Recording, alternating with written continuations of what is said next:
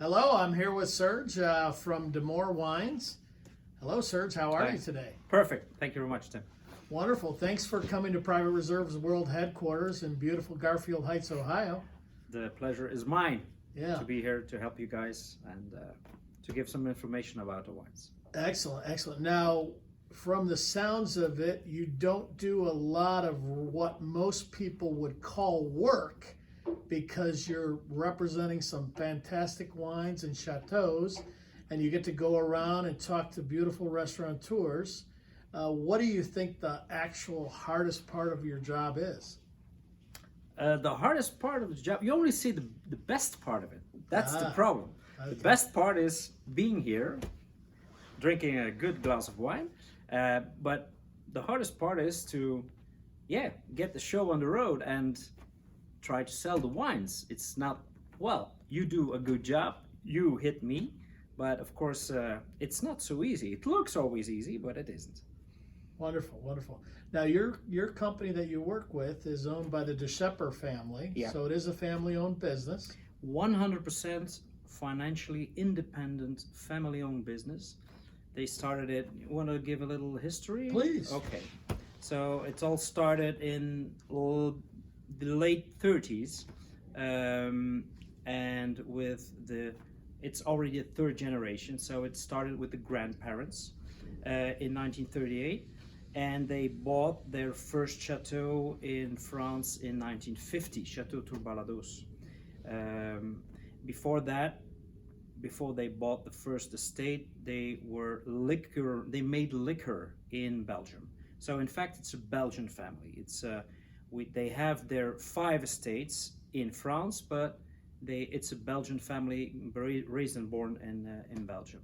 So 80 years we're busy now, and I have the advantage of working with them already 12 years, and it's very nice to work with a small family business, really warm people, and I love it. Wonderful, wonderful.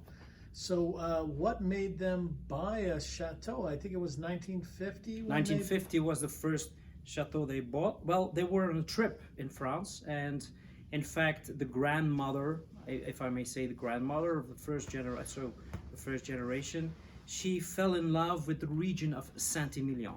Saint-Emilion is a beautiful village, very well old, and she fell in love with the region.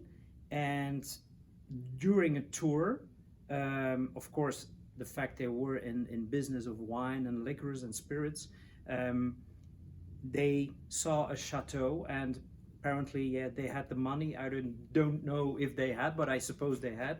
And they bought it. So in fact, it's the grandmother who all started it in 1950.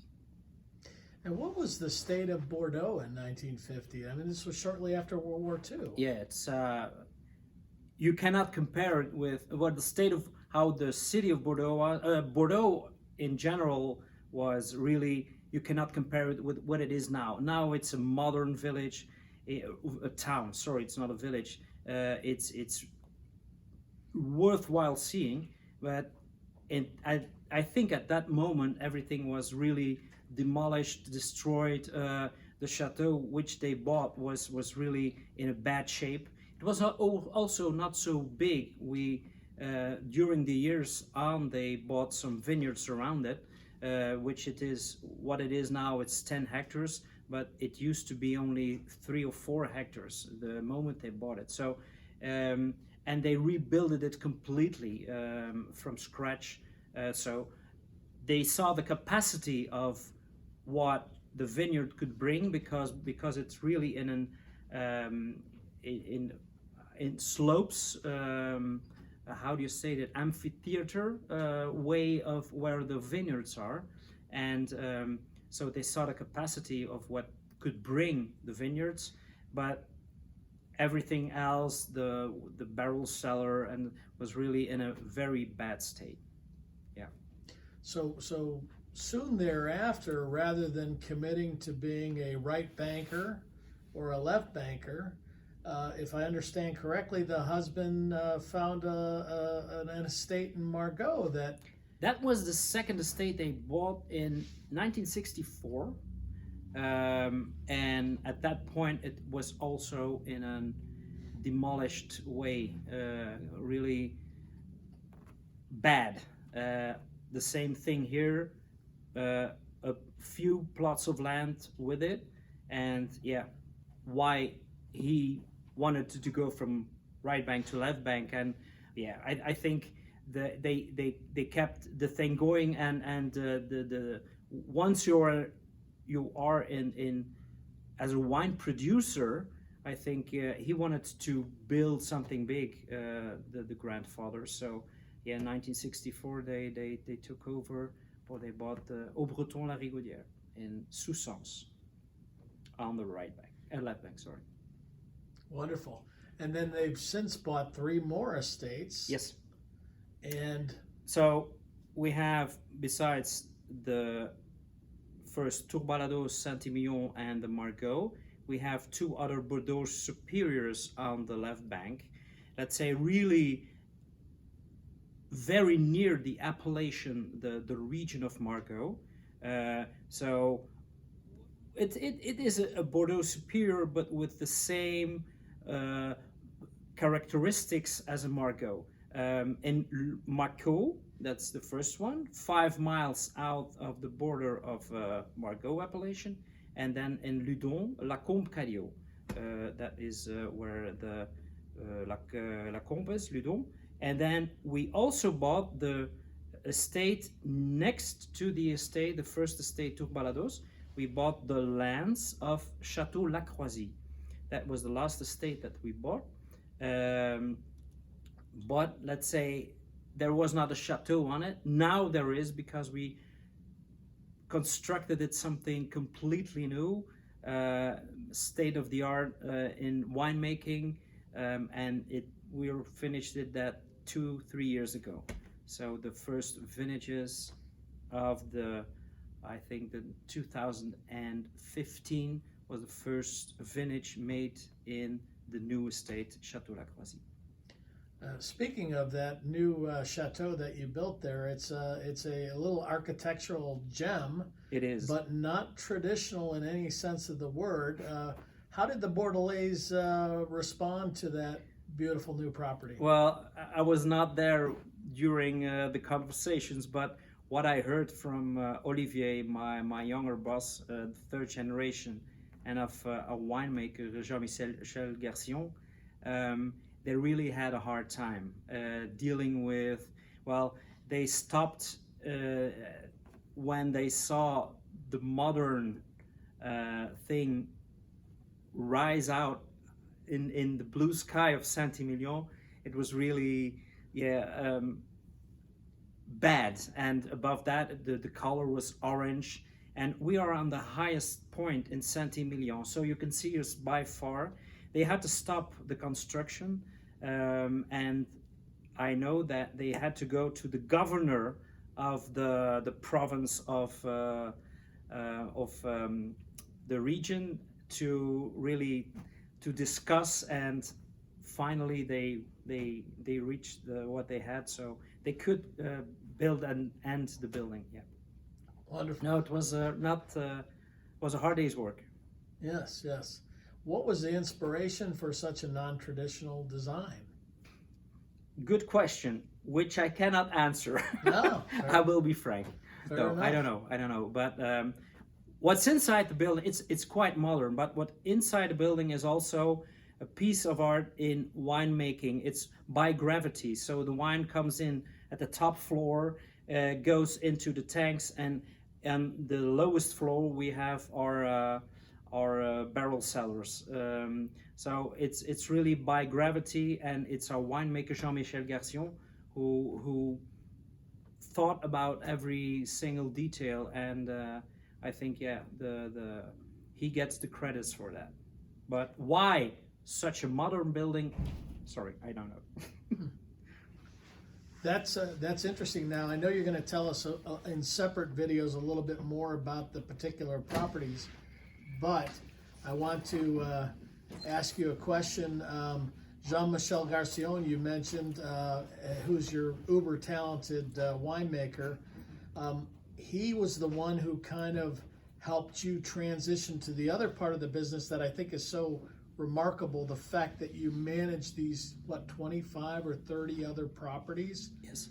As if they were your own wineries as well. Yeah. Tell us a little bit about that. Well, except for our 5 properties that we have, let's say Jean-Michel controls also 30 other estates, not only in the Bordeaux region, Bordeaux area, most of it are in Bordeaux, but also he helps to make wineries in Burgundy, in Gascony, and so on. So he helps to make the wine. We, in fact, rent also part of the soil of the vineyards, and in return, we get a part of the wine and to sell all over the world. So it's a guy who he traveled at the age of 15 all over the world to see what winemaking is, and I think he wants to give that knowledge to a lot of people. He is very well respected in wine world, and it's a wizard with wine. So not only those 5 estates that we own, but yeah, the for example, the Chablis that you carry in your portfolio, or the Gascony wine, it all has his mark on it. It's yeah, I should say try it, because, well, you know it of course, but the guys they have to try it. But and it's remarkable what he does.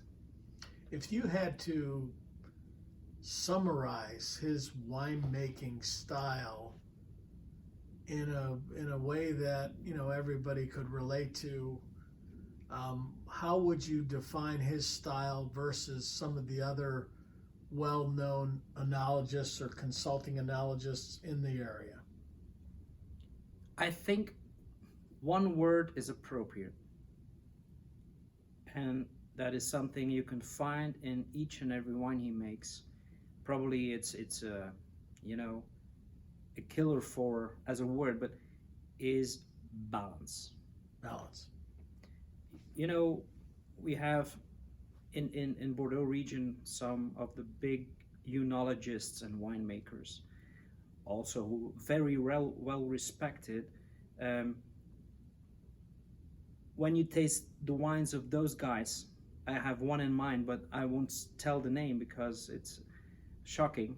Well, not shocking, but I won't put something on his head. That guy used too much wood. We use wood when it's necessary to use wood. Wine is made of grapes, and you want to taste that fruitiness into the wine.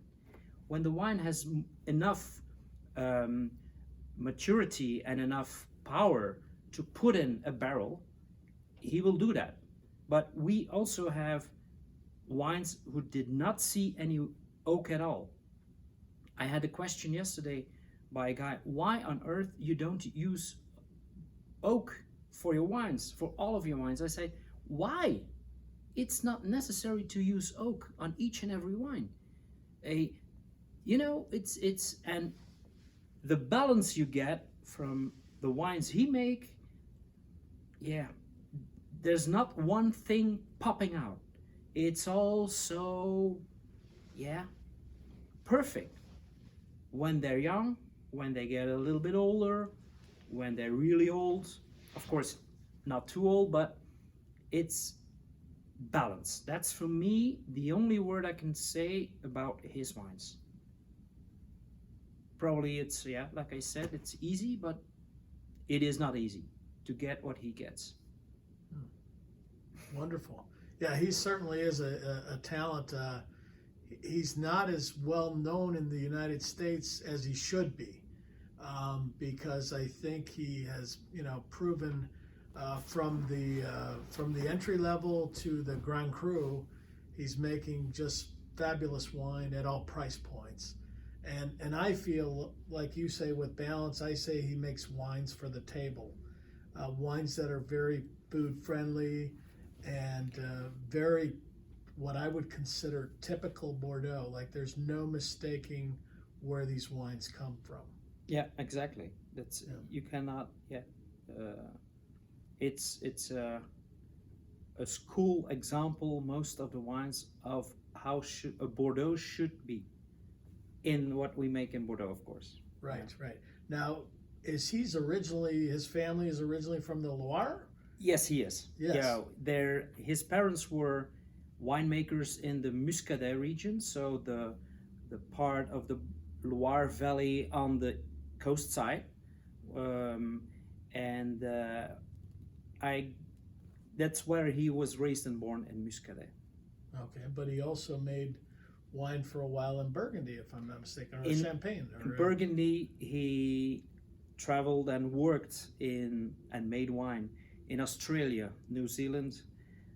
He also was in California part of his time.